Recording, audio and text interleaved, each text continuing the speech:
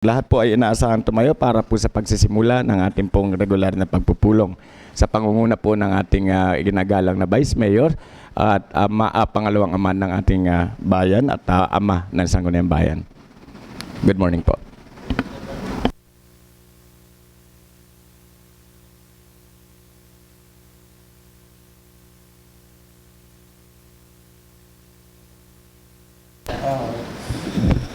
Sa pangmagalang na pagbati po sa ating mga kagalang-galang na Sangguniang Bayan, gayon din po sa ating mga bisita, gayon din po sa ating mga kababayan.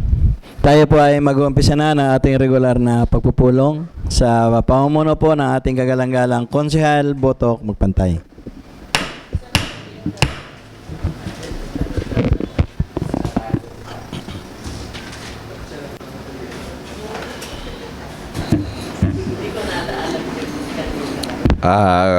Magandang umaga po, Vice Mayor, Vice Danny, happy birthday.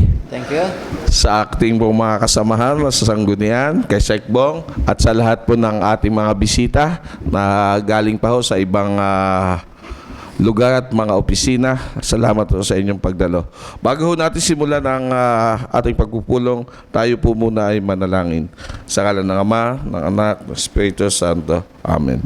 Ama sa langit, dumating kami sa iyo ngayong araw na ito na humihiling para sa iyong gabay, karunungan at presensya habang sinisimulan namin ang pulong na ito. Tulungan mo kaming maging makabuluhan ang pulong na ito. Maging daang kanawa nawa namin upang magkaroon kami ng pagkakaisa para sa ikaunlad ng pamayanan. Punan mo kami ng iyong biyaya, Panginoong Hesus, upang sa aming paggawa ng mga desisyon na maaaring makaapekto sa mamamayan, makita namin na sa iyo magbumula ang lahat ng kapangyarihang mamuno dito sa daigdig. Patuloy mong ipaalala sa amin na ang lahat ng ginagawa namin dito ngayon, ang lahat ng aming makakamit ay para sa pagtuklas sa katotohanan, para sa kabutihan ng nakakarami, para sa paglilingkod sa bayan at sa bansa, at para sa kalwatian mo. Pagpalain mo kami, Panginoon. Hinihiling namin ito sa pamamagitan ni Jesucristo, kasama ng Espiritu Santo, magpasawalang Amen. Pambansang awit ng Pilipinas.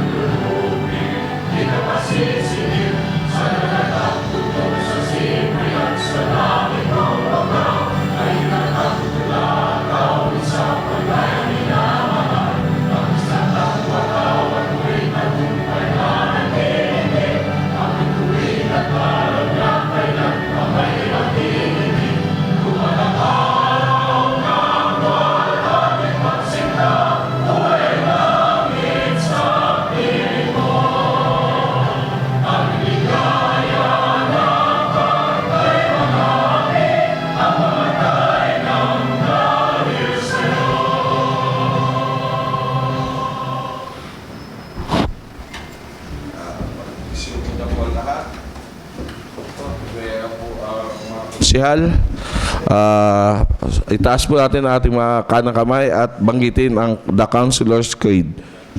I am a Philippine Councilor, mandated by law to enact measures and ordinances that redound to general welfare of my constituent and their pursuit for happiness, peace, and prosperity. I believe in public service above self as the guiding principle of my official act.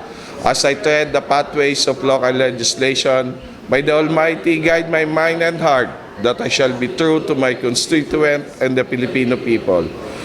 Good morning po.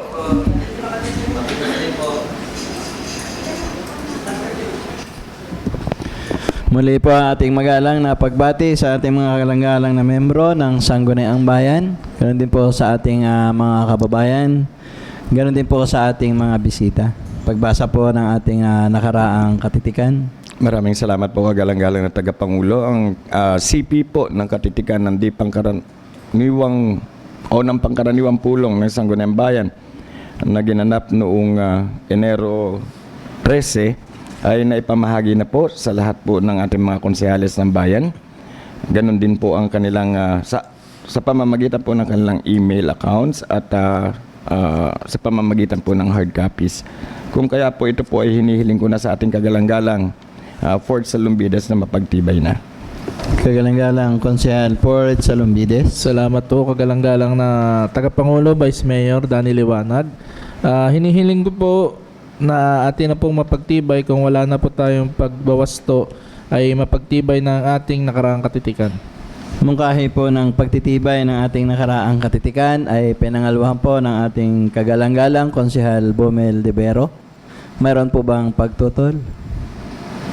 Kung wala po ang ating pong nakaraang katitikan ay atin na pong pinagtitibay. Maraming salamat po sa mga kagalang-galang na mga konsehales ng bayan. Sangayon po sa imbitasyon ng ating pong kagalang-galang botok magpantay na sinangayunan po ng ating mga kasamahan sa konseho, narito po ang ating pong mga panauhin na inimbitahan bilang resource speaker. Kagaya po ni Ma'am Maribel Rosana, ang ating pong menro, Mario G. Nedia ng Sentro Calawag, Jerry Kamingaw, Sentro Calawag din po, Melvin C. Pigalan ng Sentro Calawag. Andito rin po yung ating pong mga proponent na ginaganap po, na gumagawa po ng operation po dyan sa barangay San Vicente na po yan. Mr. Chair.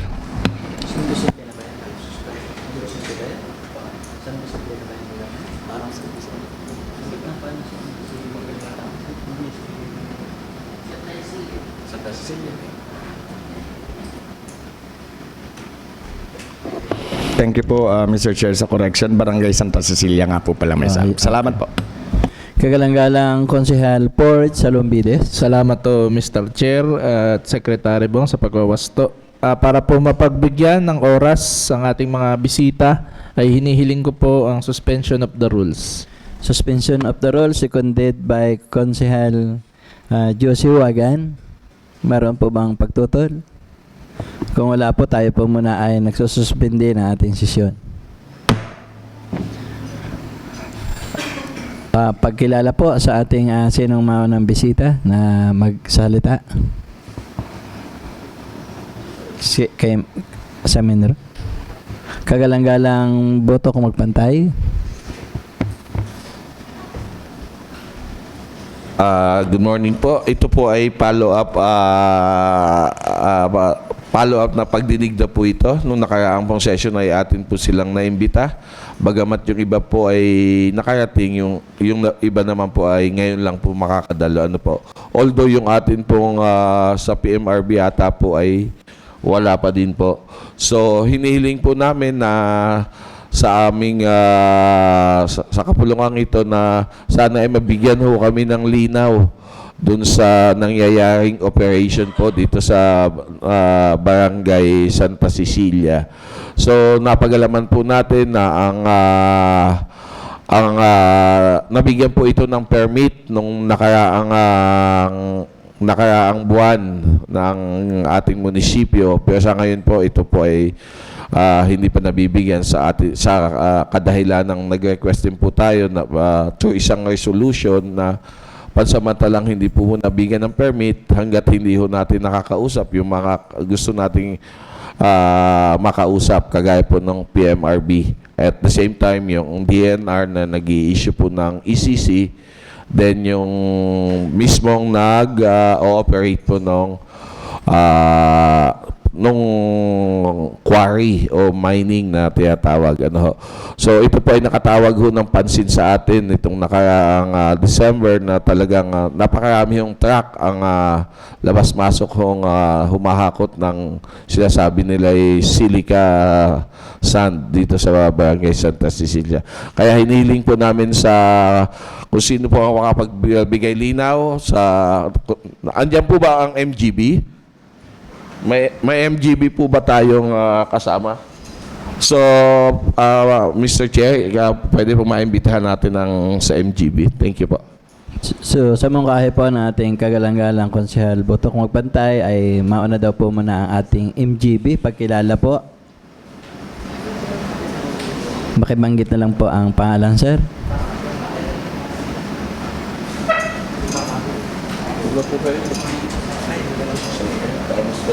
Sa gilid lang, sir. Hi, good morning po sa lahat. Ako nga po pala si Engineer Jerry Camingaw, Embedded Technical Personnel po from MGB Calabarzon. Okay. Pwede pong isa-isa muna magpakilala, Mr. Chair, para at least alam natin po na ang ating i-address kung sino i-address po natin sa mga bisita. Thank you po. Si ma'am ano na lang.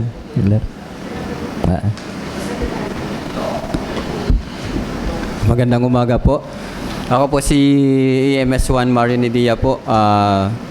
Patrol team leader po dito sa Tagkawayan Patrol Sector po ng Sentro Calawag po. Under monitoring sports enforcement section po ako. Salamat po. Magandang umaga po. Ako po si Forester Melvin Piegalan, OIC po ng Environmental Management Bureau po, Quezon Province. Pag po may mga query regarding po sa ECC, doon po sa aming tanggapan, EMB. Ang aming pong tanggapan ay sa IAM, Lucena City. Kaya ako po umalis kanina po ng alas 5 ng madaling araw. Magandang umaga po ulit.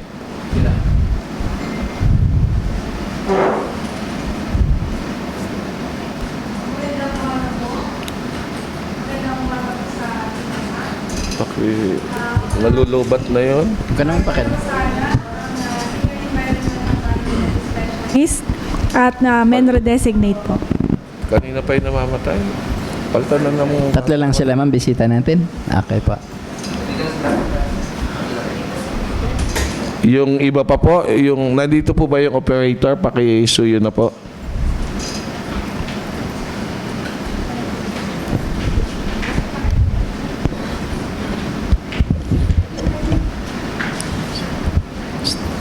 Yan ang bangko. Magandang umaga po. Ako po si Swedin Bunggag. Ako po yung operator diyan sir sa sa quarry po diyan sa Silikasan.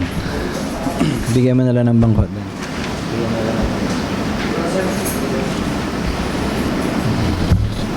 Sino na pang Sickball? Meron pa. Magandang umaga po. Ako si Jose Panaligan sa GLD rin po. Sino pa po?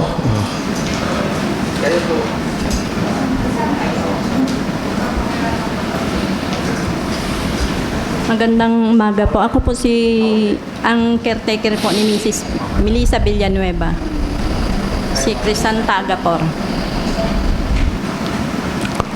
Caretaker na may lupa.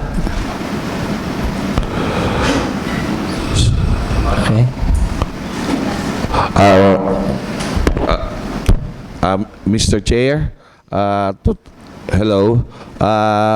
Kay Ma'am Mabel, pwede po bang pakibasa kung ano yung permit na nasa inyo? At ano pong klaseng permit yung naibigay po ng probinsya?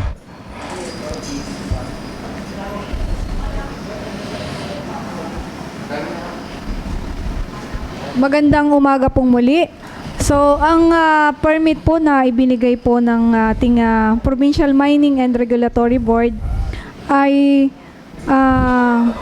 para po sa kanilang application po ng quarry permit. Ito po ay may number QP-Q-0073 na may petsa po ng pagkabigay noong November 22, 2021 at may expiration po ito ng November 21, 2026.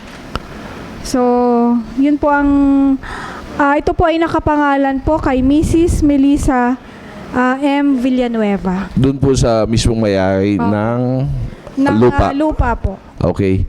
Then, ito po ba ay bumabagsak as small scale mining o large scale mining? Opo. Base po dun sa area po na ini-apply po nila, 4.9 hectares, ito po ay nagpo-fall doon sa small scale mining dahil below 5 hectares po ito. Pwede po bang ma-confirm ng MGB kung ito po ay bumabagsak bilang small scale mining?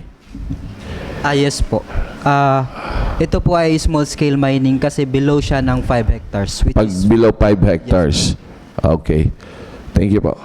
Then yung sa part naman po ng ECC, Mr. Chair, pasensya na po. Apa. Kayo po ang nag-i-issue ng ECC? Yes po, ang issuance po ng ECC po ay ang aming regional director po sa EMB Manila po. Paano po kayo nag-i-issue ng ECC? Prior to that po? Okay po, yung prior to issuance po, ano po ba yung mga requirements? Ang unang requirement po niyan, ang una, halimbawa ako aplikante, pupunta muna ako sa PMRB. Then, sabihin ko lang po, yung ECC, siya po ay requirement sa mining permit. Hindi po, kaya ang pagkasimula po, ako mag-a-apply sa PMRB and then ang PMRB magbibigay sa akin ng na kailangan mo kumuha ng ECC. Then ang ECC naman po, yung mandatory requirements po, kailangan, halimbawa mining, ang una, yung survey plan, isasubmit sa MJB. Kaya isasubmit sa MJB survey plan para kumuha ng area status. Pag clear na po, area status, nakalagay po na bigay ng MGB na the area is free from conflict, yun, dire-diretso na po. Ano ang mandatory requirement po niyan? Endorsement from the local government po. After may endorsement na po sa local government, tapos po, na-comply na po yung sa zoning po, kailangan din po sa zoning, then na-comply na po yung mga kailangan, halimbawa yung environmental management plan, yung iba pa ho tungkol sa paano ba ang pagkukuwari na magiging maayos po. Marami po kasi mga requirement po yun. After na ma-comply na po yun, magkakandak po ng ocular inspection, and after po lahat na okay na po, issuean po ng ECC. Then, inform ko lang po kayo, ang ECC po is not a permit. ECC po is a planning tool. Ang ibig sabihin po, kailangan po masunod po ng proponent yung mga kondisyon na napaloob po sa ECC. Yun lang po. For example, Mr. Chair, regarding po dun sa, pag kayo po ba ay nagkakaroon din ng inspection? Yes po. Ang dito po, meron po kami naka-assign dito si Ma'am Esther Piecas po. Siya po yung nag-i-inspection po dito sa Tagawayan po. So, may alam po kaya kayo kailan sila ng inspection o sa ibinigay? Yung huli po, natatandaan ko po ano po, last year po yata, hindi po ako nagkakamali, ano po, base po sa report po, ang totoo po niyan yung, nung nabasa ko po, hindi ko po alam, wala po kasi nakalagay ko ano yung specific, pero ang natatandaan ko po, last year po, last year po, or baka 1 year or 2 years ago po, wala pong operation po. Yun po yung last na report po sa akin po. Walang operation po. Opo, yun po yung last na report. Kasi parang ngayon lang, last year lang po nagsimula mag-operate. Opo. Naging concern lang po kasi at nakatawag ho sa aming mga konsihal yung pansin. Dahil this December, nakita ho namin yung labas-masok ng mga malalaking truck at the same time yung pagdadala ng malalaking heavy equipment. Opo. So, sa inyo po bang part, hindi po ba lagi kayo nag-i-inspect? Hindi po. Hindi po yung ganong kalimit. Considering po na yung sa amin po is medyo malayo po, Lucena. Pero meron po kaming environmental monitoring officer po, yung nag-i-inspection po ng landfill po, ng sanitary landfill po ng Tagawayan. Sila din po yung nagre-report sa amin kung may operation or wala. Kaya yung malimit din po naman napunta rito po, nakikipag-coordinate po siya kay Menro Mabel. Ang pangalan po ay si Ma'am Roan po. Kaya ibig sabihin ko po, kahit po kami po ay nasa Lucena, meron po kaming staff po na taga-Ginyangan na umiikot din po dito. Okay. Then meron din po kayong power na i-revoke ko yung kanilang ECC. Halimbawa na may found out natin na may mga violation. Tama po ba? Tama po yun, Kunsihal. Meron po may power po ang EMB to revoke po. Dahil meron po tayong batas kung sino nag-issue, siya rin po yung magre-revoke po. Okay, tama po yan. Then, Mr. Chair, doon sa mga kasama ko pong gustong magtanong, pwede din, Consport. Kagalang-galang Konsehal Port Salombides. Salamat. Thank you, Mr. Chair. Sir, ano nga ulit pangalan ninyo? Melvin Piegalan po. Melvin Piegalan. Piegalit. Yeah, Piegalan po. Okay. Sir Melvin, nabanggit niyo po kanina yung ECC ay hindi siya, ano nga yung pagkakataon niya? Hindi siya po permit. Hindi po siya ay permit. Planning tool. Pero siya ay planning tool na dapat ma-adhere, ma-comply nila yung mga nakasaad doon na requirements. Tama. Pwede po kayo magbigay kung ano yung mga ilan lang, hindi kung marami ay di siguro bigyan niyo ng top 3 na requirements. Okay po. Ang top 3 po, siguro mag-concentrate po ako doon sa kuhan. Sa dapat po ay walang mga negative impact. Halimbawa po, kailangan po yung tubig hindi pupunta sa karsada. Kasi Okay. po, dapat meron siyang lagoon or pag lumakas ang ulan, makocontain yung tubig. Ang ECC, ang purpose niyan, ECC is to minimize the environmental impact. Alam po naman natin na hindi po yung impact, hindi natin talaga zero po yan. Ang kuwan lang po natin ay ma-minimize na hindi makapekto. Sa akin palagay po, number 1 po yun, yung maglagay po ng settling pond kung saan pag umulan po, yung tubig pupunta po dun sa settling pond sa parting ibaba. Yun po yung isa. Number 2 po, dapat po ay yung slope, dapat po ay proper po yung slope po kasi po para wag magkaroon po ng landslide. Okay? Mas nakakonsentrate po ako sa environment eh. And then number 3 po, kung nakita natin na medyo yung hindi na siya gagalawin, hindi na po gagalawin or tapos na po, tinatawag natin mind out, dapat po ay matamnan po natin. Bakit natin tatamnan? Para yung hindi na po magkaroon ng soil erosion po. Yun po yung sa aking tatlong sinasabi ko na dapat po ay masunod kasi po yun po yung impact sa quarry, yun po yung pinakakuan. Ang number 1 impact po sa quarry, sa nakikita ko sa experience ko po, yung tinatawag po nating sedimentation or yung surface runoff, kung saan pag umulan, pupunta po yung tubig ulan, kokontak sa lupa, then magkakaroon po parang siltation. Yun po. Thank you, sir. Mr. Chair, if I may po continue. Tama po, sir. Yun po ang talagang kailangan namin marinig, yung impact sa environment.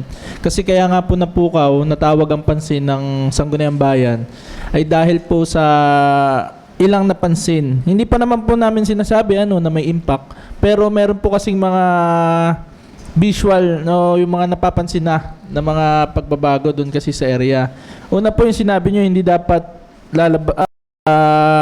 magkukos ng parang tubig dun sa saan po bang hindi magkakos ng tubig? Yung halimbawa po, malapit po siya sa karsada, dapat po ay hindi yung putik pupunta sa karsada. Ayun po, maputik na. Unang-una. Pero yung tubig po pag naulan, basta malinis po, wala po tayong magagawa kasi po yung water 6, its own level po, sadya talagang pupunta. Pero dapat po, kung may tubig na pupunta po, hindi po siya putik or dapat yung tubig lang po talaga na nakuha natin. Normal. Opo, normal po. Okay.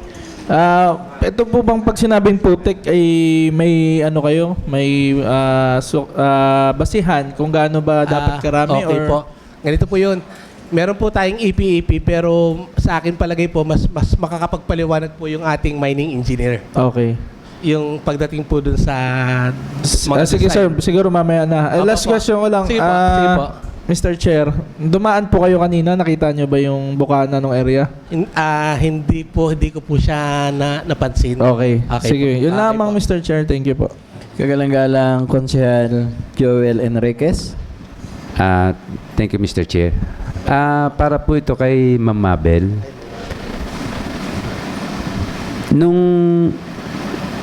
Good morning, ma'am. Last session po, napagtanda ko po parang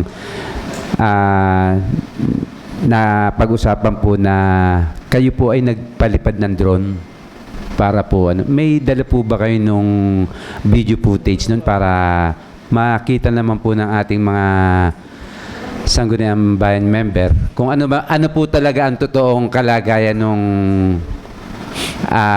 area. Nasa cellphone ko lang po, Cons. Baka pwedeng yan dito.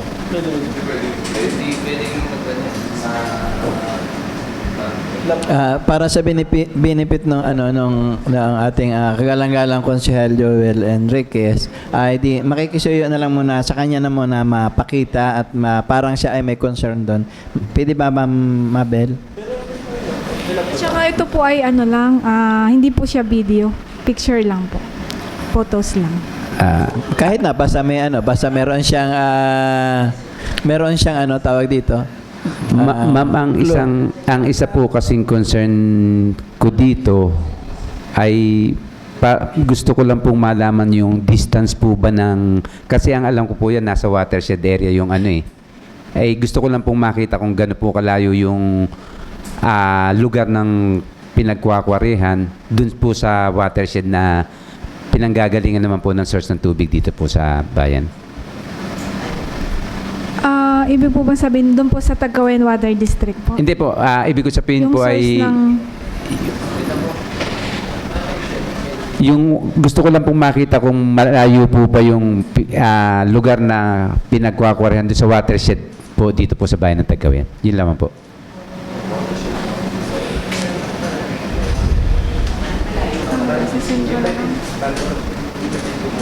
Pakita ko na lang po sa kanya. Para doon sa sa katanungan, makikisuyo na lang po, Ma'am Mabel, sa kagalang-galang Konsehal Joel. Kahit picture lang, at least baka masagot yung kanyang tanong. Kagalang-galang Konsehal Botok, magpantay. Habang tinitingnan lang ni Konsehal Joel yung kanyang concern. Mr. Chair, habang tinitingnan na. So, sa ating pong MGB, kayo po ay hindi nag-i-issue ng permit regarding doon.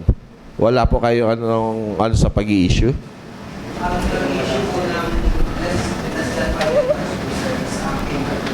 Ang PMRB. Permit. Nakategorize as small scale. Yes po. Okay. Pag more than 5 hectares, ang i-issue naman po niyan is yung MGB Regional Office. Regional Office. Doon sa mga malalaking mga mining, Yes kagaya ng mga copper mining. Yes po. Yung Rio Tuba. Yes po. Yeah. Regional Office na po. Okay. Mr. Chair, kanina nabanggit din ni Sir from yung nag-issue ng ECC, yun din po yung concern natin doon sa mga small scale mining. Kung wala kasi tayong local laws, kaya po natin to ginagawa, makapagbalangkas tayo ng local laws na lahat ng magmimina sana dito sa ating bayan, after mamina nila, dapat yung mayroon silang gagawing step para kagaya sa reforestation na sinasabi nyo, na yun ang ginagawa talaga ng mga malalaking mining company. Kasi pag alis na nila yan dito, hindi naman sila taga dito. Pag 5-10 years at nagkaroon ng problema, hindi na natin sila mahahabol So, yun po yung isang iniiwasan natin, maproteksyonan din natin yung ating bayan. Kaya, sana magkaroon tayo, yung wish ko din na makapagpasa tayo ng isang batas tungkol sa pagmimina. Sa ngayon, Mr. Chair, yun lang po muna sa akin. Baka po may ibang tanong ating makasama. Kagalang-galang Konsehal Joel Enriquez. Thank you, Mr. Chair. Sangayon po dun sa nakita kong picture, parang ang hirap po bang parang hirap describe kasi ang gusto ko po sanang tanungin na yung ating mining engineer po ba kung okay po ba yung ganong sitwasyon ng pinagmiminahan. Hindi ko po kasi wala po akong kapasidad para masabi kung yun po ay okay o hindi okay. Kayo naman po ang may alam tungkol sa bagay na yan. Kaya kung pwede po, kayo rin ay makakita nung picture.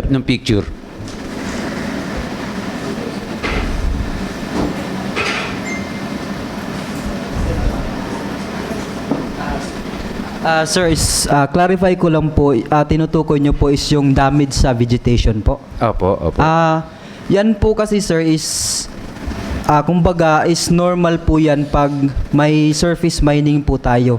Pero meron naman po tayong ginagawa, bago po yan ma-approve yung quarry permit nila, may pinapasa po silang EPEP or Environmental Protection Enhancement Program.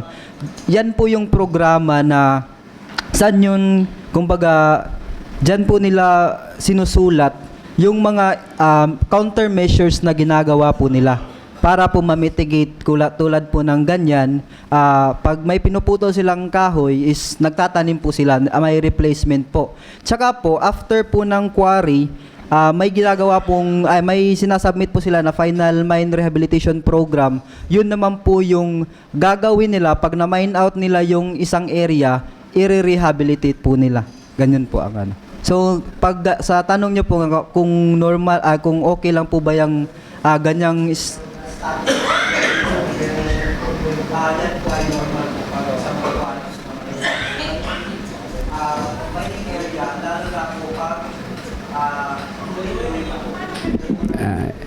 okay po. Mr. Chair, follow up lang po. Okay. Kaya po namin siguro kayo na imbitahan kasi hindi naman ho para question. Malaman po natin na nag-ooperate sila, na safe naman po ang ating bayan. Yun lang naman po ang concern natin dito eh. Kung ito po ba'y pagkukwari nila ay pagdating po ba ng ilang taon ay magiging problema po ba ng bayan ng Tagkawayan kung sakasakaling mag-collapse. Sorry sa word ko. Mag-collapse yung area na pinagkwari nila kasi baka po may naiipong tubig doon na pag humina na yung pundasyon ng lupa, baka po bumigay, maapektuhan po ang ating mga kababayan, lalo na po doon sa low-lying area. Yun lamang po, hindi naman po kami against kung anong inyong business dyan eh. Yun lamang po. At kaya naman po kayo na imbitahan namin para kayo po ang magpatunay sa amin na huwag kaming mag-alala dito sa ginagawa ninyong project sa bayan ng Tagkawayan. At kung yan po ang sinasabi ninyo, ay okay naman po. Thank you, Mr. Chair. Follow up tanong mula ka sa... Okay.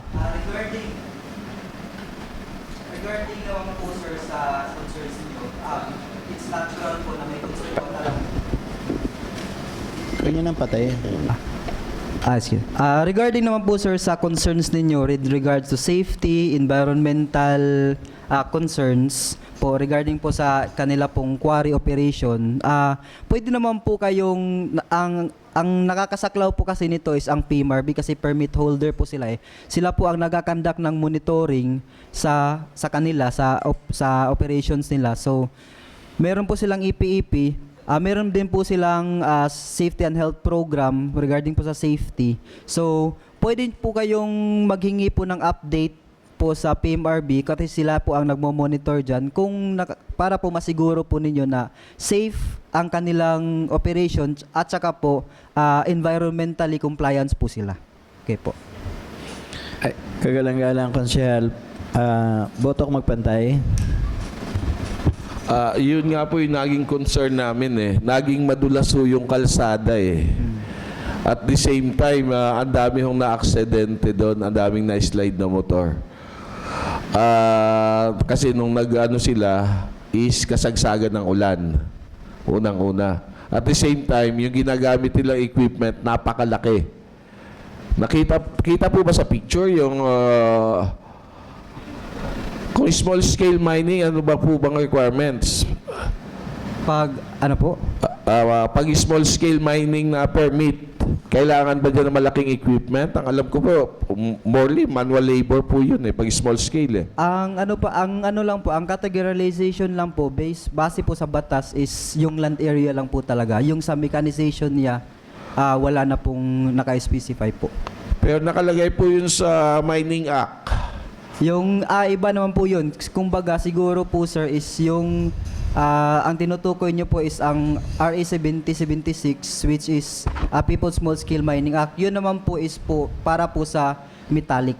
Ito po kasi si Quarry is under po siya sa Philippine Mining Act po talaga which is 7942. Opo.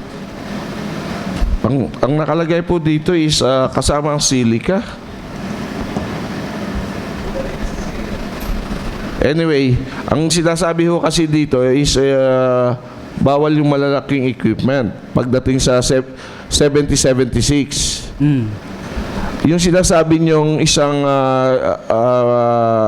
Republic Act, ano pong ano? Philippine Mining Act po, 7942 po. 7942. Yes po. So, pinapayagan ho doon na May mga kahit po may mga heavy equipment po sila. pwede hong gumamit ang small scale As mining. long po as pasok po siya sa land area na below 5 hectares 5 hectares. po. Apo. Yun lang muna, Mr. Chair. Kagalang-galang Konsehal Port Salombides. Thank you po Mr. Chair.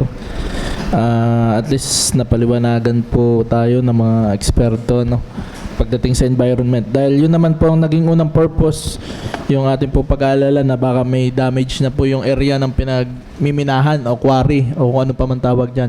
At sa part naman po nila, wala naman po tayong tutol. Ano po, nagkataon lamang po na may mga nakakapag sumbong na ganito na daw, ganyan.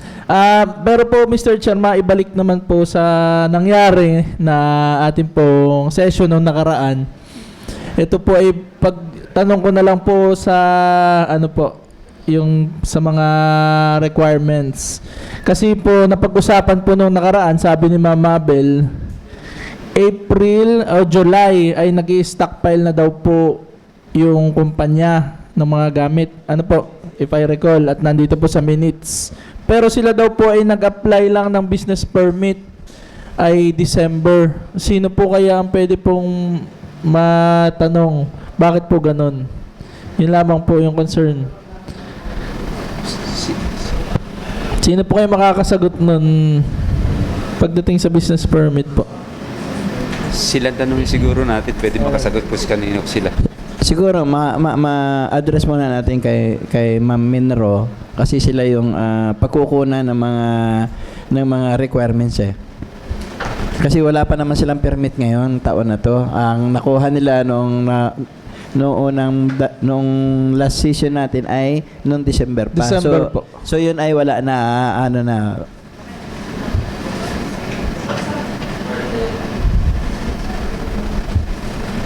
Yan, okay naman. Ayan. So sa pagkuha naman po ng business permit, pansamantala po natin hindi sila binigyan sa ngayon dahil nga po sa request po ng Sangguniang Bayan na hanggat hindi po natatapos yung kunting paglilinaw ay hindi po natin sila mabibigyan ng business permit. Sa part naman po na siguro po ang mas makakasagot po sa pagbibigay po ng permit bagamat sila ay may permit na ng November 2021 at nag-operate sila ay July, ay ang makakasagot po siguro nito kung sila ay dapat na bang kumuha ng business permit ay ang BPLO po. Thank you Mr. Chair, thank you ma'am. Siguro tanungin ko lang po kung sino muna sa side sa quarrying. Kung ano po, tatanong ko rin po kung sino makakasagot po sa inyo. Kung ano po yung inilalabas doon ng mga truck na kulay puti na parang araw-araw po kaming may lakad nung nakaraang buwan, ay araw-araw din ho namin nakikita na may lumalabas na truck. So baka po pwede nyo kaming bigyan ng linaw kung ano po yung mga lumalabas doon. Salamat po.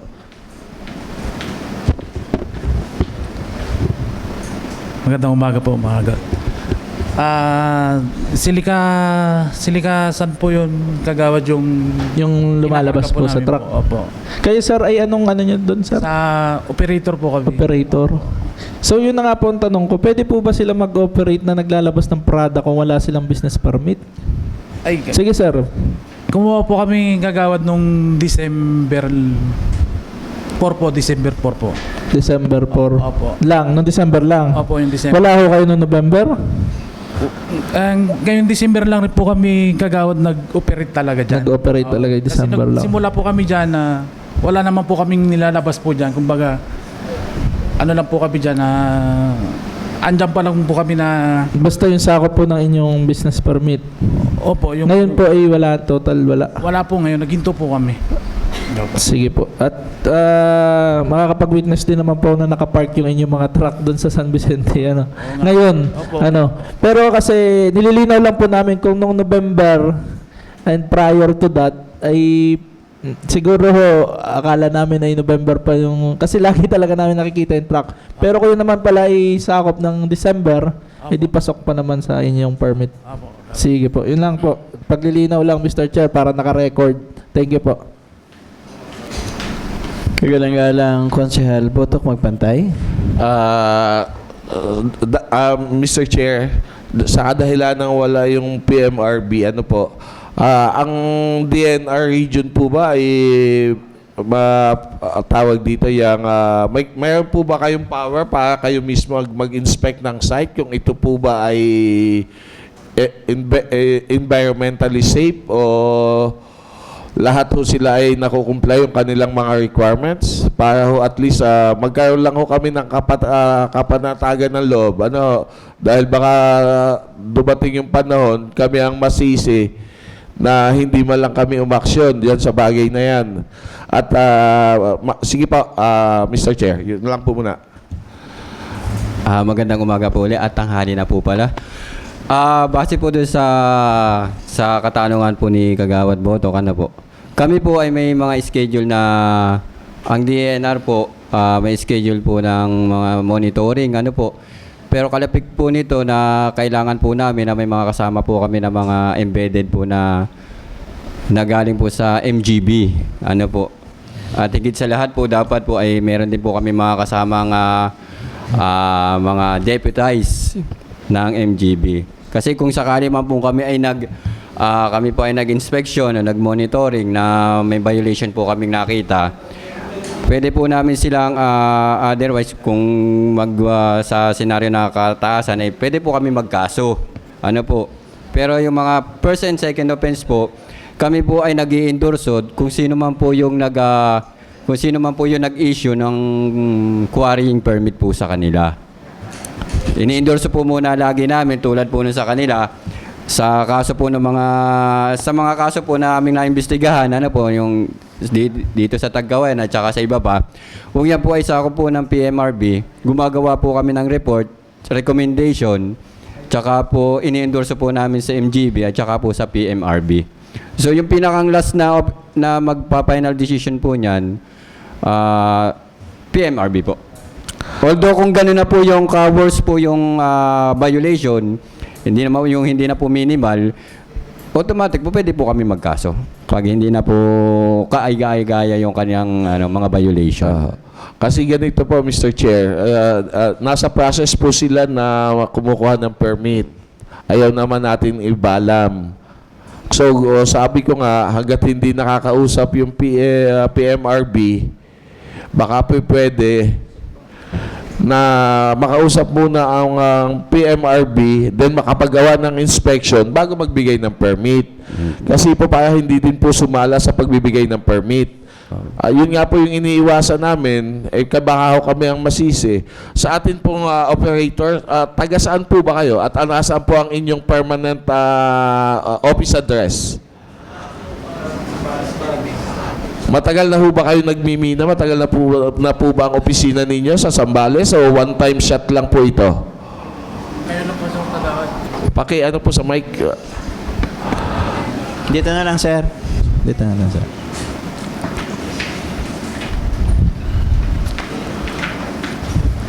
Dito lang po kami nag-operation Kagawad. So first time nyo lang po mag-operate?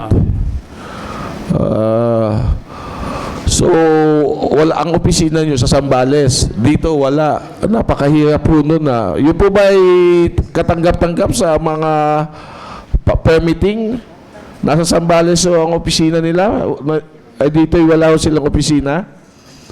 Okay lang po ba yun sa mga ganong klaseng operation? Okay po yun, sir, kasi ang hahabulin po niyan is yung nakasulat po, which is si Ma'am Mila Villanueva. Opo. Siya po kasi ang nakapangalan doon eh. Siya ang Yung may-ari po ng lupa, ang hahabulin po. hahabulin. Okay. So, Kasi siya so po ang kung napunta. sila ang, since dito naman sila Taga dito. naka-address po yung lupa ay dito, Yes po. so hindi yung liable yung operator. Liable din po sila based po sa MUA na agreed nila with Mrs. Villanueva. Pero yung proponent po talaga, yung hahabulin si Mrs. Villanueva po talaga. Just in case may mga untoward incident na mangyari. Ano Yes po? po, yes po. Sa representative po ni Ma'am Villanueva, makikisuyo po. Kayo po yon. Ano po? Aware po kaya si Ma'am Villanueva sa kanyang ginagawang what do you call this, yung agreement na just in case may mga untoward incident si Ma'am Villanueva po ang hahabulin ng taong bayan? Aware po kaya sila? Opo, opo. So okay ho yun. At least malinaw ang inaano ko lang po, napakahirapan at kayo ang hahanapin namin just in case. So ang operator Para hindi ito hindi namin Opo. so okay po sa inyo yan. Opo, opo. Okay. Yun lang, Mr. Chair. So, still, Mr. Chair, hinihingi, okay na po. Still, Mr. Chair, hinihingi ko pa rin po yung permiso ng kapulungan ito na may patawag pa rin yung PMRB bago ma-issuehan ng permit ang inyo pong kumpanya. Okay lang po ba? Para at least mayroon naman ho kaming kapanatagan ng loob, dahil sila yung nag-issue ng permit sa inyo, sila dapat makausap po namin. Yan yung Colbert. At the same time, Mr. Chair, sa part po ng MGB, kailan po kayo pwede mag-inspection?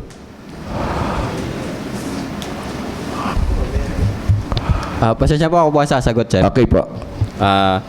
Bali po, sa inspection po, willing naman po kami na mag-ano dito ng once a month. Hindi po, yung party nila, kasi they are in the process of securing their permit eh. Yung pong gagawin nating inspection po, sir, o monitoring, yung po ay magiging joint monitoring and inspection, sir. Ng PMRB. Pwede po yung PMRB, sir, sama namin. Pero Opo, kung minsan po, hindi naman po kami nagsasama ng PMRB as part nung monitoring monitoring na trabaho po. Siguro, Mr. Chair, I would suggest na sana magsama na kayo para iisa yung inyong magiging point. Ano po? Sige po. Kasi mayroon pong ECC na kailangan ding makomply. So, I would suggest as soon as possible, sana po. Ang nagiging problema nito, sir, kaya po hindi kami lagi nagkakaroon ng joint inspection o monitoring, yung availability po ng tao po ng schedule po, pare-parehas. Pero kung ano man po, sir, tatanungin po natin yung availability nila. So hindi, mamaya po kasi pag-adhesion po ng session is mag-resolution po ako na magkaroon ng joint ocular inspection between DNR, MGB and PMRB as soon as possible kasi nababalang yung kanilang business permit. Sige po. Kung wala naman nakikitang paglabagang kayo, di wala hong problema. Ang gusto lang namin yung assurance at yung kapanatagan ng loob namin. Yun lang, Mr. Chair. Thank you.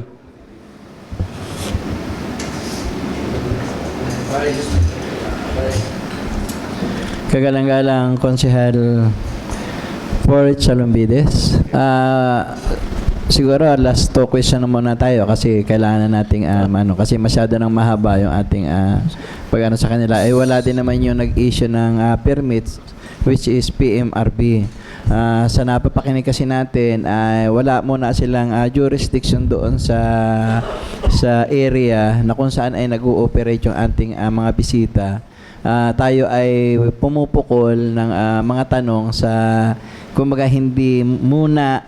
wala munang anong tawag doon, responsibility doon sa area. Tama ba ako mga sir? Opo. Kagalang-galang Konsehal for Salumbides. Parang yun din yung tanong ko, Mr. Chair. Tatanong ko po sana kung hindi ba pwede as soon as possible kung kunyari mamaya tayo mag-inspect para matapos na sana at tulad nga ho ng nasabi ni Cons Botok na de-delay din naman ho ang kanilang business permit. Pero kung kailangan ho ng taga-PMRB, ay di sana po as soon as possible para lang po maklear natin yung mga alinlangan ng ibang mga taong nakakapagsumbong na in compliance naman po yung ating nagko-quarry.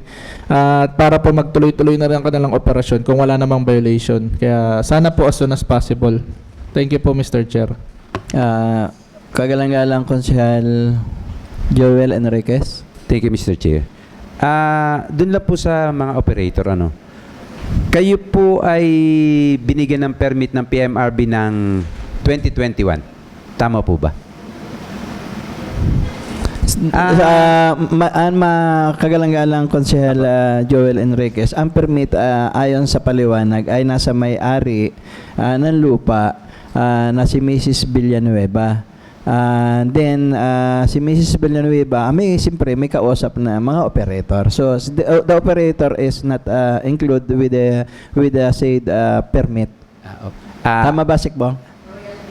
Royalty lang 'yun. Curious lang kasi ako, Mr. Chair, kung bakit sila ay na-issue noong 2021, bakit halos matatapos ng 2024 lang sila nag-start mag-operate. Ang permit lang na binibigay sa inyo ay up to 2026. Nasa na nila yan? Kung gusto nila magpalugi, bahala na sila doon, Konsehal. Beyond the question. Okay. So, ganito na lang mga kasama. Atin pong binibigyan ng pansin ang mungkahi ng kagalang-galang Konsehal Port Salumbides, which is yung mga agam-agam natin, kayo mismo yung makakita personally kasi malapit lang naman, kasi picture lang yung napakita ng ating Menro, Ma'am Mabel, and then wala naman si PMRB,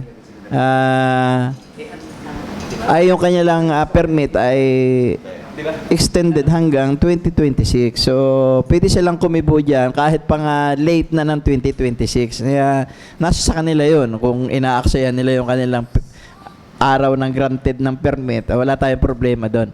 Anyway, si PMRB ay meron naman nakalagay dito na mga requirements tulad ng siltation pan. Then yung culvert tatawid sa highway yan kasi nitong ang tag-ulan ay medyo lumabas yung tubig sa karsada which is naging cause ng sabihin natin vehicular slight accident o pagdulas ng motor, something na siguro mabilis din naman ang takbo or something. Ibig sabihin sa kanila yun ay hindi pa major causes para i-stop. So ang atin ay maintay natin yung sa PMRB kasi may permit nila yan, ma-out of tayo dyan, stand. Tawag dito, pangalawa, tawag dito, wala dito si PMRB. And then siguro makakapag-inspection for the sake ng inyong mga katanungan, malapit lang naman, ma-inspect nyo ang lugar and then itong dalawa na ito, na wala pa dahil lumabas nga si tubig yung siltation pan sa mapag-usapan. So, meron pa po bang katanungan pa ating mga kagalang-galang na konsehal? Last lang, Mr. Chair. Kagalang-galang konsehal, Botok magpantay. Sa MGB po, regarding po, kasi binabasa ko po yung Republic Act 7076, ano po. Yung kanina pong Republic Act na sinasabi niyo po ay 79. Mas bago ito? Oo. 1995, yung isa ay 1991. Yes po. Okay? Sinasabi po kasi dito, sa an act creating a small scale mining program and for other purposes. Sinasabi ho dito sa definition, the purpose of this act, the following terms shall be defined as follows. Letter A, basahin ko, Mr. Chair. Dalawang lang mineralized area which refer to area of natural occurring mineral deposit of gold, silver, chromite, kaolin, silica, marble, gravel, clay, and like mineral resources. Then sinasabi din po dito sa letter B, small scale mining refers to mining activities which rely heavily on manual labor using simple implement and methods and do not use explosive or heavy mining equipment. Yun po yung nakalagay doon sa Mining Act. So sinasabi niyo po ba, Mr. Chair, na ito po ba ay tinagkal na yung doon sa 7079 ay tinagkal na po yung paggamit ng heavy equipment? Ano po, pakiulit pong tanong? Dito po sa 7076, nakalagay ho dito ay hindi pwedeng gumamit ng malalaking heavy equipment. Tama po ba? Opo. Doon po sa 7079 na amendment, inalista po ba yung requirement, yung pagbabawal sa paggamit ng heavy equipment? Hindi po siya naka-categorize doon na bawal pong gumamit ng heavy equipment. Wala po nakalagay. Hindi, pero nasa 7071 eh. 7076 eh. Kasi dyan po kasi sir, ito pa kasing silica natin is nakakategorize po siya sa quarry. Yes. Quarry permit po. Ang quarry permit po, wala pong nakalagay dyan sa 7076 regarding quarry permit. Andun po siya sa 7942. Pero dito po, nakalagay silica sand sa 7076. Kaya nga po sir, ang ano kasi, ang kumbaga, ang tawag dito kumbaga, ang atin pong permit, which is quarry, is hindi po siya yung mga terms and conditions niya, hindi po naka-specify dyan sa 7076. Doon po siya nakalagay sa 7942 po. So, hindi po natin pwede i-categorize agad si silica na small scale agad siya. Okay? Kasi andun po ang quarry permit niya, ang permit na in-issue sa kanya is andun po sa 7942. Which is wala pong nakalagay doon kung na nagbabawal na mag-mechanize siya. Oo. Pero siya sabi niyo po yun ay small scale mine. Yung quarry permit na ibinigay. Pag less than 5 hectares po. So, dapat i-apply yung 7076. Dahil Kasi small scale mine din eh. Mostly po kasi si 7076 po sir is dun po siya sa mga metallic eh. Metallic mining po siya na-apply. Pero nakalagay po sa 7076 kasi naka-specified po yung gravel, silica, clay. Paki-double check din na para hindi na umaba yung discussion natin. Sige po, Anyway, check ko na lang po. paki-double check. Pero nandun sa provision, sa definition. Sige po, sir. Yun lang, Mr. Chair. Thank you. Maraming salamat po sa ating mga bisita. Siguro po mamaya nakabuo naman na ng lead yung ating mga halanggalang na konsehal sa kanilang mga katanungan ay di malaman na lang po kay Ma'am Menro yung may pahabol po ang ating kagalang-galang konsehal Port Salumbides. Mr. Chair, last na po. Kasi pinag-usapan, pinagpatagpo natin kung yung sa small scale mining at saka kasi nabanggit ni Konsehal Botok na may ginagamit na equipment. Tanungin lang po natin sila para lang malinaw, para naka-record din. Ano po ba yung equipment na malaki doon na binabanggit na ginagamit at para saan po yun? Para naka-record. Baka naman mamaya hindi pala yung parte ng operation ng mining. Para lang po malinawan tayo. Bakulo po yung bako at may loader po kami. Bako at Payloader. Meron kayong bako at payloader. Okay, yun lang Mr. Chair. Para lang naka-record na talagang meron silang backhoe and payloader. Ilang unit? Ilang unit, sir? Isa-isa lang po. Sige, isa-isa lang. Okay, sir. Thank you. So, doon kasi siya kung ating doon sa kaya nabigyan ng small scale kasi yung lupa ay 4.9. So, siya ay dapat 5 pataas sa sa region na. Tama mga sir, ano? Dahil ito ay 4.9 ang apply, so bumagsak siya as small scale.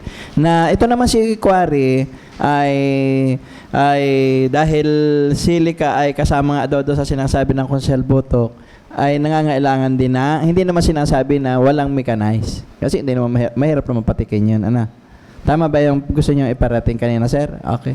So, mula po dyan sa inyong binigay na mga share dito sa ating pagbubuo ng legislative query ng ating mga kagalang-galang na konsihal, kami po ay nagpapasalamat sa inyong pagdalo. Kahit kayo ay malayo, sabi nga ni Sir, 5 pa siya umalis ng Lucena. May naman, Sir, ikaw ay nakalabas ng opisina mo. Maraming salamat po. Ganon din po sa ating Minro, kay Ma'am Mabel, dahil kayo po ay inabiyadyata niya pagdating dito. Ano po? Po. So, ganoon din po sa ating operator at sa ating pong, siyempre sa katiwala ng, ano tawag dito, noong site. Kung sakali man po, meron pang karagdagang katanungan na gustong maliwanagan ng ating mga kagalang-galang na konsehal, ay di magpapasabi na lang po ulit sa inyo. Through Ma'am Mabel and Sikbong. So, yung permit ay di mamaya naman meron naman silang site infix. Kailangan nyo ba mabuo? Mahala na sila siguro request ko lang ay di para mapadali, para hindi nga kayo rin naman may sabi, para hindi mabalam yung bawat isa sa atin. Sa pag-guide ng ating Minro, tayo naman po ay nagtitiwala sa kapasidad ng ating Minro at talaga namang napakasipag. Di naman tayo ilalagay sa alanganin yan. So, muli po, maraming salamat po sa inyong ibinigay na oras, sa imbitasyon ng ating mga kagalang-galang na konseho. Maraming salamat po. Mr. Chair, pwede pong makahiling ng 10 minutes recess. Siguro po may iba pang mga katanungan yung iba nating para din na tayo dumaan sa parliamentary procedure. Tayo po muna ay mag-recess.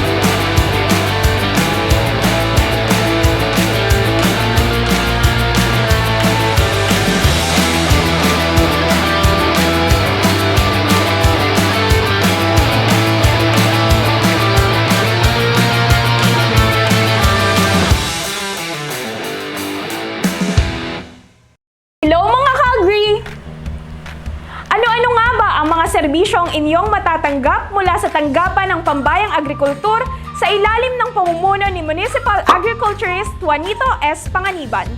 Unahin natin ang pagpaparehistro sa Registry System for Basic Sectors in Agriculture o ang RSBSA. At kung ikaw ay rehistrado, maaari kang makatanggap ng mga benepisyo at suporta mula sa iba't ibang sektor ng agrikultura. Kung pagpapatala naman ng samahan sa Department of Labor and Employment ang inyong nais, si Sir Marvin Nobeno ang bahala sa inyo. Alam nyo ba, ang tanggapan ng Pambayang Agrikultur ay may 3 sektor. Ito ang crops, livestock, at fishery sector. Sa crop sector, nakapaloob ang mga programa ng rice, corn, at high-value crops. Sa rice program, ang mga palay farmers na nagnanais irehistro ang kanilang ginagawang palayan ay maaaring makipag-ugnayan kay Ma'am Cheryl Sinense upang ma-validate ito at ma-schedule naman ni Sir Ron Nemedes ang susukating palayan. Kung ang inyong palayan ay nakarehistro, maaari kang makatanggap ng libreng binhe o abono. Hindi lang yan, nagbibigay din ng technical assistance si Ma'am She para sa tamang pamamahala ng palayan. Dagdag pa rito, upang lalong maging epesyente ang paghahanda ng lupang pagsasakahan, at pag-aani ng palay, maaaring kumuha ng schedule ng serbisyo ng traktora at harvester kay Sir Cecilio S. Camillas o Kuya Els. Punta naman tayo sa corn program sa pamamagitan ni Miss Jenna Rose De Castro. Iba't ibang variety ng mais ang maaaring matanggap, may sweet, may white, at may yellow corn. Dagdag pa rito ang libreng abono, ilang gamit pang sakahan at pagbibigay ng technical assistance sa tamang produksyon ng mais. Kaya ano pang hinihintay nyo mga ka-agri? Irehistro nyo na rin ang inyong mga maisan. Pagdating naman sa High Value Crops, si Sir Kim Mendoza ang makakatulong sa inyo mula pagtatanim hanggang pag-ani ng gulay, fruit-bearing trees, plantation at fiber crops. Namamahagi din si Sir Kim ng iba't ibang agricultural inputs tulad ng binhi, seedlings, abono at ilang kagamitang makakatulong sa inyong mga taniman. Yan ang iba't ibang programang nakapaloob sa crop sector. Dumako naman tayo sa livestock sector. Libreng konsultasyon para sa kalusugan ng mga alagang hayop. Sagot ng mga taga-livestock yan. Maaaring sumangguni kina Sir Arvin Rufo, Sir Edmond Hubida at Sir Manuel Villapando kung usaping pangkalusugan ang kailangan para sa ating mga alagang hayop. At kung ang nais mo naman ay mapaganda ang uri at kalidad ng alagang baka, kalabaw at baboy, maaari mong i-request ang cattle o swine upgrading sa aming tanggapan. Gayon din, kung ibabiyahe ang mga kalabaw, baka, kambing at baboy, ang ating mga livestock technicians ang aalalay sa inyo para sa issuance ng Animal Certificate o AIC, Veterinary Health Certificate at Veterinary Shipping Permit. Hindi lang yan, nagsasagawa din ang tanggapan ng Dog Anti-Rabies Vaccination o ang tinatawag nating DARAB. Be a responsible pet owner, ika nga. Kaya pwedeng mag-walk-in ang pet owners kasama ang mga babakunahang alagang aso o pusa. Para naman sa malalayong lugar, maaaring magpa-schedule ang inyong kapitan sa aming tanggapan para mapuntahan ang inyong barangay. Tayo naman maglayag sa malinis at masaganang karagatan. Halina at ating alamin ang mga programa sa fishery sector. Hanapin si Ms. Claudette Gutierrez para sa mga serbisyong may kinalaman sa pangisdaan. Narito ang mga serbisyo sa fishery sector. Una, Fish R or Fisher Folk Registration at Boat R o Boat Registration. Pangalawa, ang pagrerehistro ng bangka, pamamalakaya, fish cage, fish corral at fish pond. At ikatlo, pagsusukat ng bangka at pamamalakaya. Nakaalalay din ang aming tanggapan sa pag-oorganisa ng Municipal Fisheries and Aquatic Resources Management Council o INFORMSI, Tagkawayan Coastal Fisherfolk Federation at Fisherfolk Organization. Kasabay ng pagpapaunlad ng sektor ng pangisdaan ang pangangalaga sa kalikasan ng ating karagatan. Mangrove planting at coastal cleanup, katuwang tayo dyan! At para mapaigting ang katiwasian at mapanatili ang kasaganahan ng ating karagatan, kaagapay natin sa pagpapatrol ng karagatan ang Bantay Dagat at PNP Maritime Group. Ngayong naihatid na sa inyo ang mga serbisyo mula sa iba't ibang sektor, atin namang alamin ang mga programang magsisiguro sa inyong pananim, alagang hayop, bangka at fish pond. At para naman sa pagrerehistro ng aplikasyon para sa pagsisiguro o insurance ng palay, mais, high value crops, alagang hayop, bangka at fish pond, hanapin sina Miss Joanna Sigera, Miss Claudette Gutierrez at Miss Catherine Aison upang kayo ay ma-interview sa inyong aplikasyon. Sila din ang inyong hahanapin o lalapitan sa pagpapail naman ng paghahabol, bayad, pinsala. Dahil sa banta ng pabagobagong klima, kalamidad, pagkasira ng mga pananim dulot ng sakit o peste, pagkamatay ng hayop, pagkasira ng bangka at pangisdaan, mabuti na ang nakapagpasiguro. But wait! There's more! Ang Agri-Tagkawayan Teleradyo sa pamamahala ni Direk Ogwen Christopher Paligar, sila ang tagapaghatid ng impormasyon ng lahat ng programa at serbisyong ibinibigay ng lokal na pamahalaan sa ating komunidad. Mapa-agrikultura man ito, kalusugan, infrastruktura, pangkalikasan, social services at marami pang iba.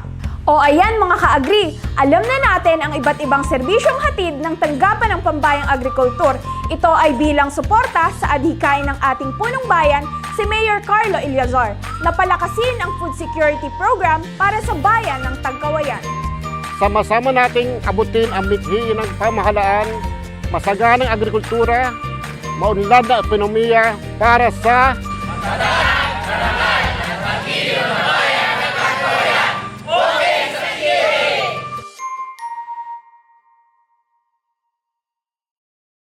Dahil lang po sa napakahaba nating pagpupulong ay hindi po tayo naka-live, ay tayo po ay magpapatuloy na ng ating regular na pagpupulong. Maraming salamat po, kagalang-galang Vice Mayor Danny Liwanag at sa ating po masisipag na mga konsehales ng bayan. Sa pagpapatuloy po, ang ating pong pag-uusapan sa araw na ito ay ang Barangay Tabason Annual Budget, Barangay Munting Parang Annual Budget, Barangay Munting Parang SK Annual Budget, Barangay Santa Monica Annual Budget, Barangay Santa Monica SK Annual Budget, at lahat po ng kapasyahan mula po kapasyahan bilang 2, kapasyahan bilang 3 at bilang 4 ay nang sa Barangay Santa Monica po ay pag-uusapan din at ang approval po ng CSO accreditation ng Kugin Irrigators Association. Yun po. Tapos po may mga meron po tayong pagpapaliban po ng meeting ngayong 1:00 sana ang Tagkawayan Central Elementary School po na pinayagan naman po ng ating kagalang-galang Leo San Buenaventura na ipagpaliban hanggang sa susunod na Lunes. Ang Lourdsville Homeowners Association naman po ay may sulat po to Honorable Danilo L. Liwanag, Municipal Vice Mayor, Tagkawayan, Quezon, through Carlo Magno Tadique, Secretary to the Sangguniang Bayan, excused from attending Sangguniang Bayan meeting. Dear Honorable Members, I hope this letter finds you in good health and spirits. I am writing again to inform you that I will be unable to attend your invitation for the upcoming Sangguniang Bayan meeting scheduled for January 20, 2025 at 1 p.m. as I am booked for medical checkup. As I have written previously, I am suffering from flu that prompted me to seek medical attention. Please take note po mga kagalang-galang na konsehales ng bayan, ayun pong kanyang third paragraph ay nagsasabing, I have addressed several of the Lourdsville members' petitioners issue as much as I can and answered their concern repeatedly. To the best of my knowledge, I kindly ask for your understanding and consideration in this matter. Pagka po sa akin lang naman po ito, mukhang hindi po talaga darating po ang ating pong Mr. Rafael Junido. I appreciate your time and attention, Rafael Junido, Lourdsville HOA Treasurer. Ganon din po ang sulat po, halos ang tema ay kamuka po yung kay Ma'am Rachel C. Hason.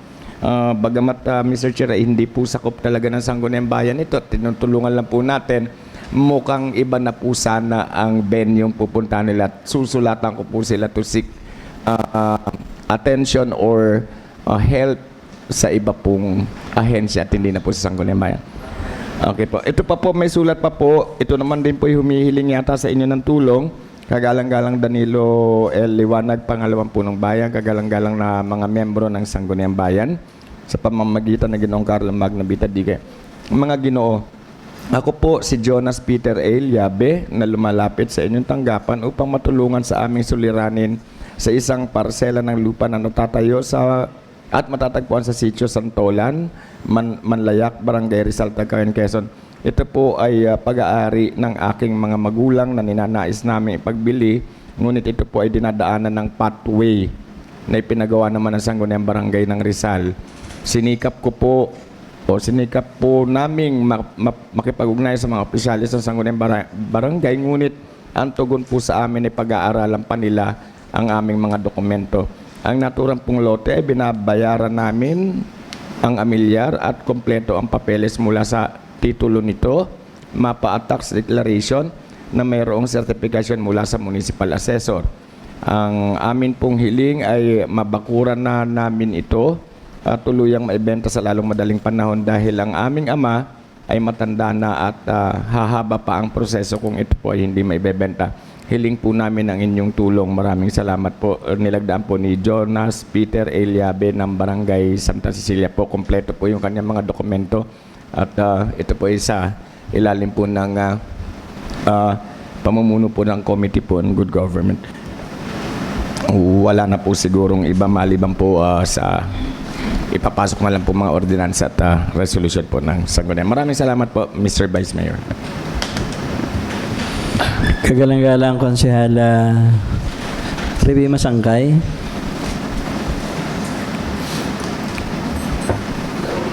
Oo nga duling na ako Maraming salamat po, Vice Mayor Danny Liwanag. Alauna G's ng hapon.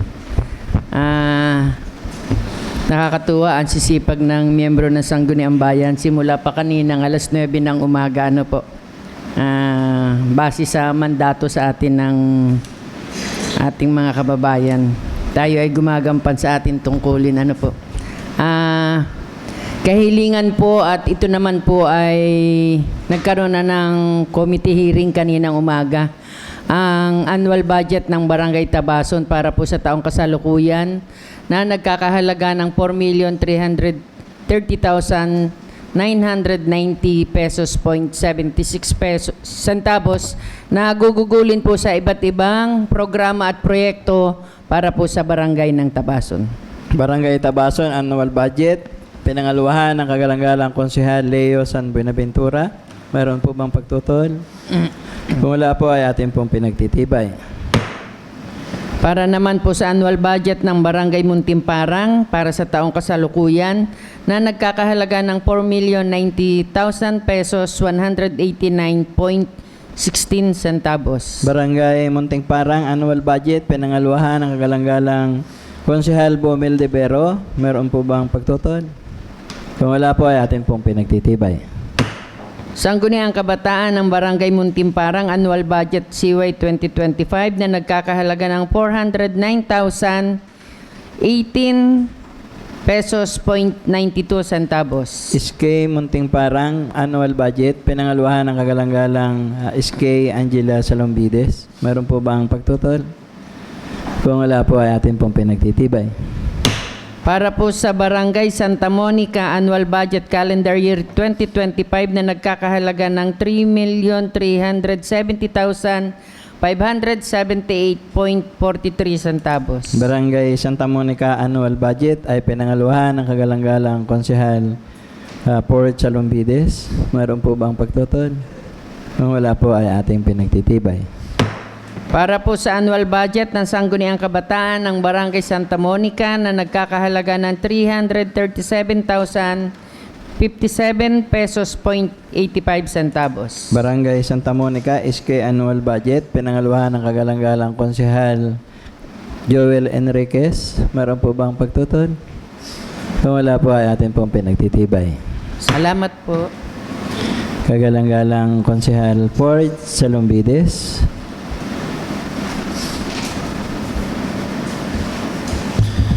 Maraming salamat po kagalang-galang na tagapangulo. Hinihiling ko po na atin pong maipasa at mapagtibay ang mga sumusunod na barangay ordinance ng Barangay Santa Monica. Kautusan bilang number 2, Kautosang Pambarangay na may petsang Marso 18, 2024 na pinagtitibay ang mga sumusunod sa barangay ng Santa Monica, Tagkawayan, Quezon. Ang tamang paghihiwalay ng mga basura tulad ng hindi nabubulok sa bawat tahanan at magkaroon ng sariling tapunan o hukay. At mahigpit na pagbabawal sa pagtatapon ng basura, mga dumi ng hayop o patay na hayop sa mga tabing ilog, lalo tigit sa baybay kalsada ng nasasakupang barangay. At ang pagpapatupad na magkaroon ng 3 uri ng basurahan na may hindi nabubulok, plastic, bote, papel at karton sa lahat ng bodega o talyer o anumang establishmento sa nasasakupan ng barangay ng Santa Monica. Kautusan bilang number 2 po.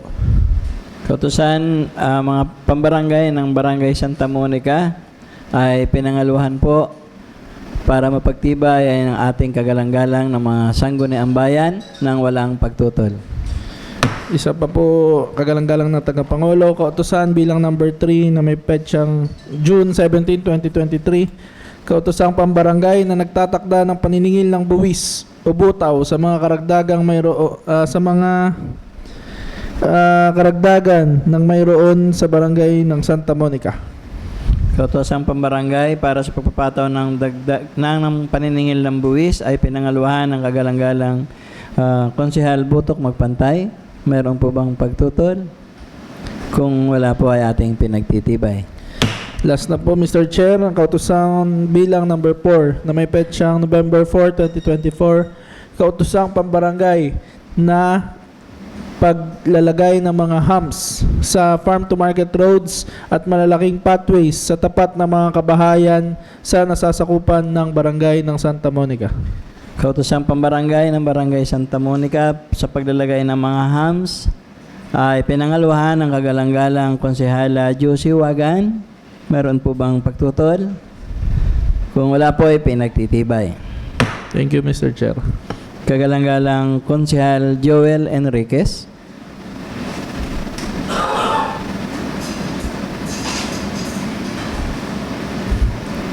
Thank you, Mr. Chair. CSO accreditation po para sa Kujin Irrigation Association ng Barangay Kinatakutan. Accreditation po ng Barangay Kinatakutan kilala bilang Kugin Irrigators Association. Pinangaluhan ng kagalang-galang Konsehal Choi Eliasar. Meron po bang pagtutol? Kung wala po ay atin pong pinagtitibay. Kagalang-galang Konsehala Josie Wagan.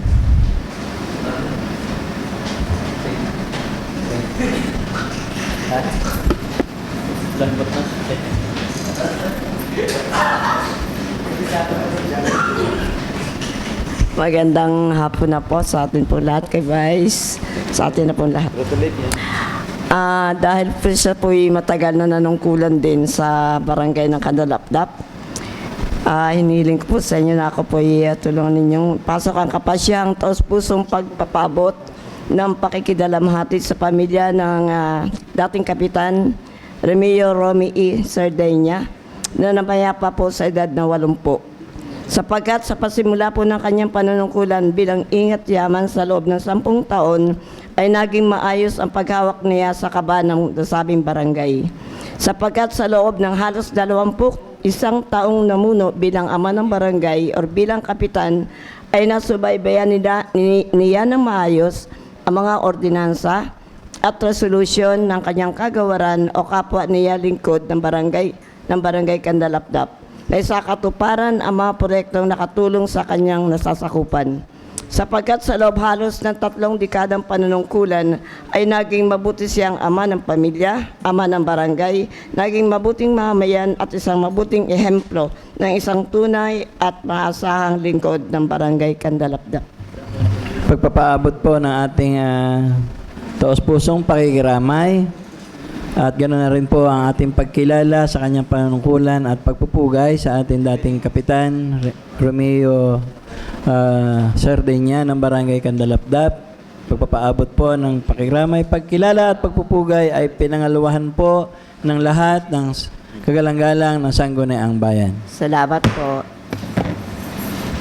Kagalang-galang Konsehal Bomel de Bero.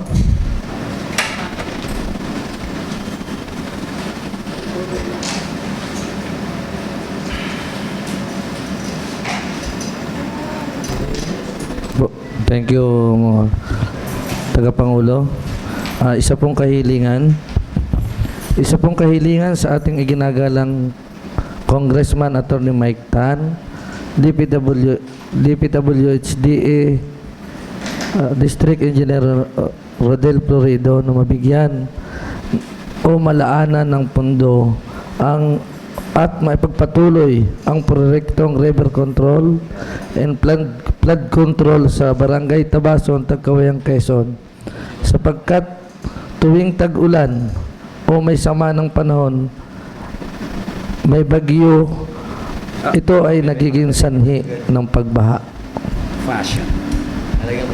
Resolution po sa ating kagalang-galang na kinatawan, Attorney Mike Tan, ay pinangaluhan po ng lahat ng Sangguniang Bayan ng walang pagtutol. Thank you po.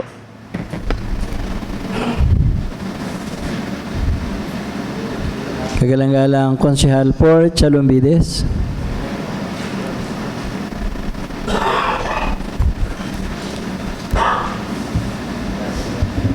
Mr. Chair, kung wala na pong mungkahi ang ating mga kasamahan. Sige, tuloy mo na para mamaya. Sige po. Hinihiling ko po ang pagsasara ng ating pagpupulong pagka wala na pong mungkahi ang ating mga kasamaan. Bago po magsara ng ating pagpupulong ay mayroon pong pagpapahabol ang ating kagalang-galang. Konsehal Botok Magpantay. Picture na ako sa marindig-indig. Mr. Chair, ako po ay nag-aakda ng isang resolusyon ng joint ocular inspection kasama po ang PMRB, ang MGB, DNR, MENRO at kasama na rin po kung maaari ang MPDC. Resolution po para sa joint ocular inspection sa nasabing site ay pinangaluhan po ng kagalang-galang Konsehal Choi Eliasar. Meron po bang paglilinaw? Pagtutol? Kung wala po ang mungkahi po ay pinagtitibay. Meron pong pending motion para po sa pagsasara ng ating regular na pagpupulong ang kagalang-galang Konsehal Ford Salumbides. Pinangaluhan po ng kagalang-galang Konsehal Choi Eliasar. Meron po bang pagtutol? Kung wala po, tayo po ay nagsasara na ng ating mahabang regular session. Congratulations po sa ating mga kagalang-galang na konsehal.